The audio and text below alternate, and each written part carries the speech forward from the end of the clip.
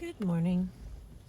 Now, it's going to be a little bit windy, so I'm going to do the best I can to get us some of chapter 9 read from The Lost, that is forever. This chapter is titled Acts of Repair. After the early death of a mother or father, the world at first seems shattered. For some time, and the loving concern of other caretakers help to heal the profound emptiness and the terrifying insecurity death leaves behind.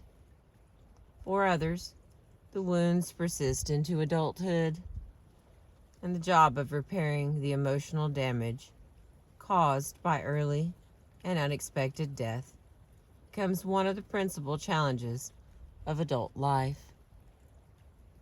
Oh, it's beautiful out there.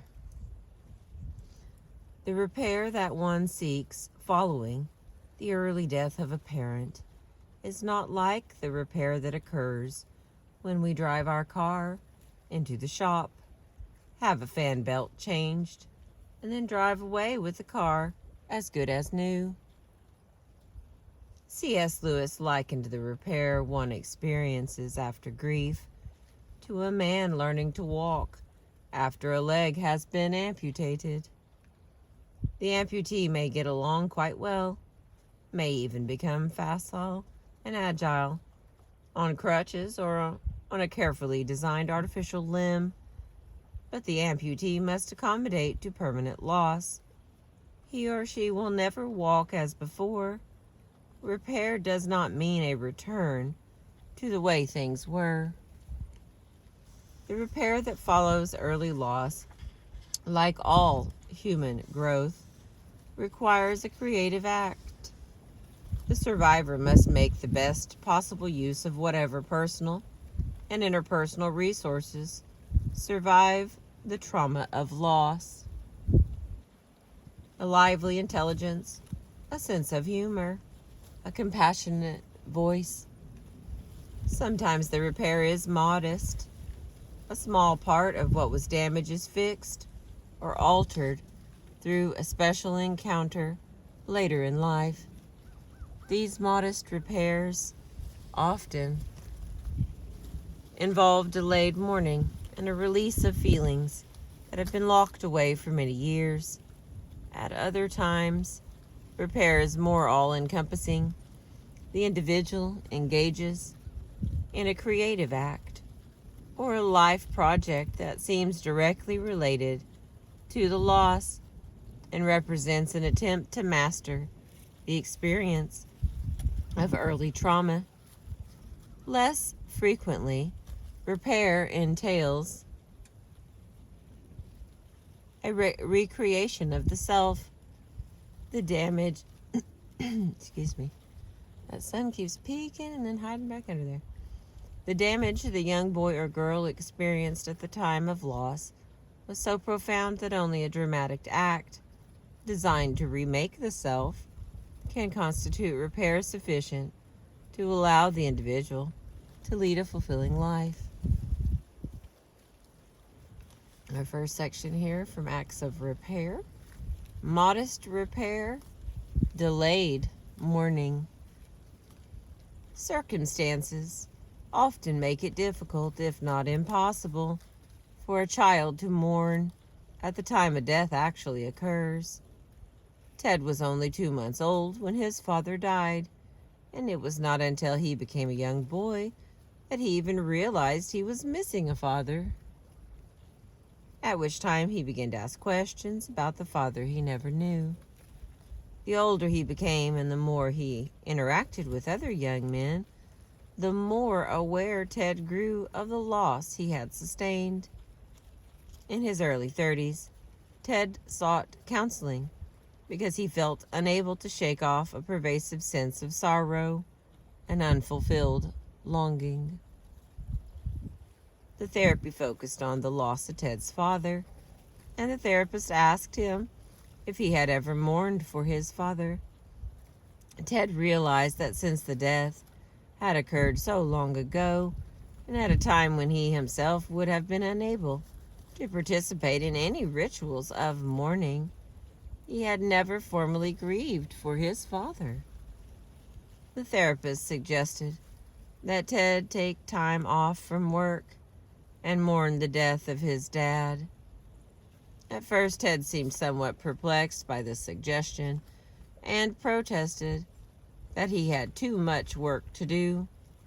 The therapist reminded him that if Ted's father, like the mothers and fathers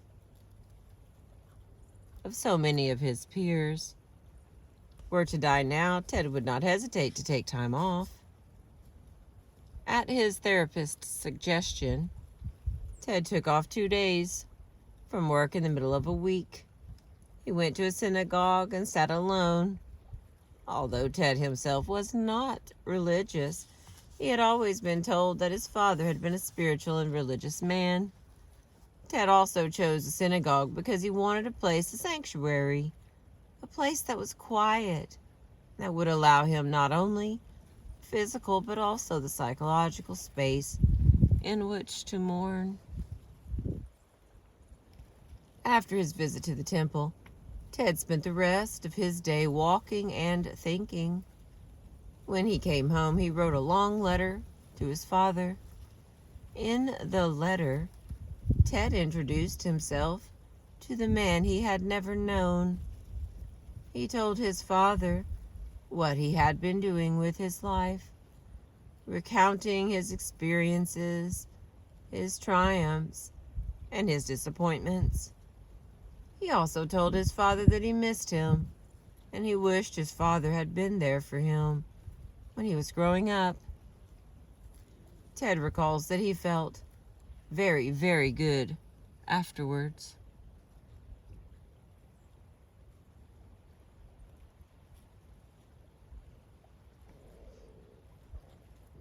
This act of formal mourning allowed Ted to feel some of the emptiness he had carried following his father's death.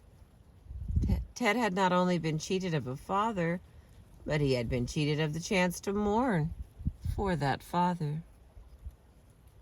The therapist's exercise could not give Ted back the father he had never had. It could, however, allow Ted the chance to mourn, a chance available to men and women who lose parents in adulthood. Several years later, when he married, Ted named his only child for his father, continuing not only his tenuous connection to his roots, but also continuing part of the traditional mourning within the Jewish religion, namely to honor the dead by naming a child for one who has passed away. Sometimes a child is denied the opportunity to mourn because of the responses of the surviving parent. Scott's father's quick remarriage to a woman who did not want to hear of her predecessors deprived Scott and his sisters of a chance to mourn for their mother.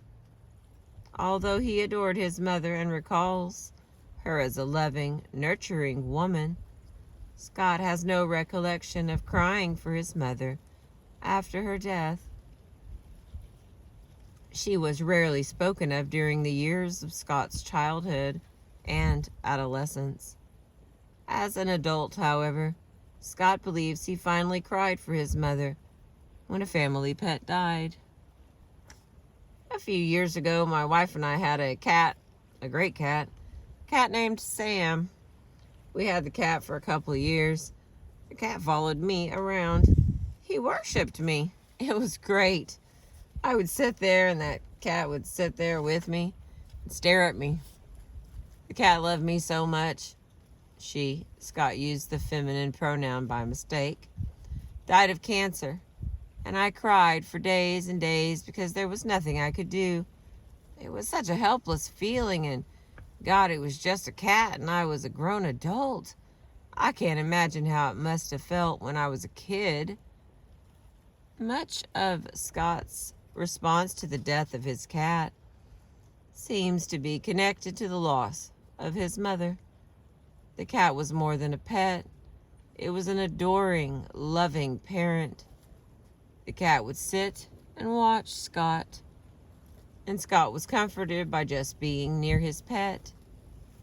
Scott's mother, like his cat, died of cancer, and as a young boy, Scott was as helpless to care for his beloved mother as he was to save the life of his cat.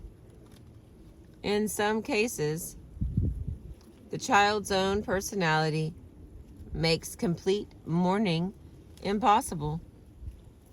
The child resolves to be strong and stoic, determined to put away immature tears and feelings of vulnerability. One woman recounts how she cried uncontrollably at the funeral of her father. She was only 11 years old, but she remembers feeling terribly embarrassed by her public display of emotion. She vowed at the funeral that she would never cry again. She recalls hiding behind the hedges on her way home from school so friends and neighbors would not stop her and ask her how she was doing. She did not want to risk feeling vulnerable and breaking her pledge that she would cry no more. When this woman was 21 and had been without tears for 10 years, she had a dream. In the dream, her father returned to her. She looked at him, aware that he was dead, but also aware that he was present and talking to her.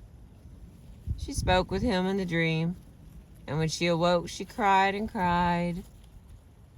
Since she had the dream, which helped her to repair her own self-imposed moratorium on feeling, crying has never been a problem for her. It was as if her father returned to free her from her pledge and to allow her to feel her feelings once again.